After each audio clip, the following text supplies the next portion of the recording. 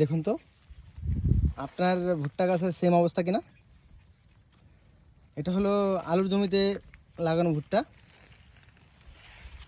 কি আপনার জমিতে এরকম হচ্ছে না?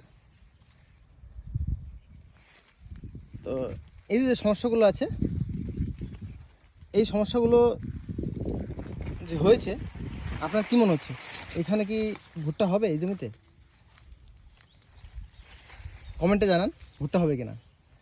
আর এই সমস্যা থেকে বাঁচতে এবার যত লোক আলুতে আমাদের ভূবস্ত্র ব্যবহার করেছে তাদের কারো জমিতেই এই সমস্যাগুলো হয়নি, কারো জমিতেই এই সমস্যাগুলো হয়নি। তো আপনার যদি এই জমিতে ভাবুন, জমিতে এরকম থাকে, আপনি জানেন কি অবস্থা, এই জমিতে ভুট্টা হবে কিনা। কিন্তু আমি আপনাকে বলেছি যত লোককে আমরা ভূবস্ত্র দিয়েছিলাম, ইন্ডিয়াগুলো প্রোডাক্ট ব্যবহার করেছিলাম, তাদের কারো জমিতেই এই সমস্যাগুলো নেই। আপনার জমিকে সেভ রাখতে, জমির ফলন বাড়াতে ভূবস্ত্র ব্যবহার করুন, যাতে আপনি বেশি পরিমাণে ফলন পেতে পারেন। এবং আলুর ফলন তো পাবেনই, সঙ্গে দেখছেন তো কী অবস্থা। এই যে কী মনে হচ্ছে আপনার, এগুলো তো হবে ভুট্টা? আর যারা যারা ভূবস্ত্র দেয়নি প্রায় প্রত্যেকের জমিতেই, আমি তো মাঠ ঘুরলাম, এই সেম পরিস্থিতি আছে।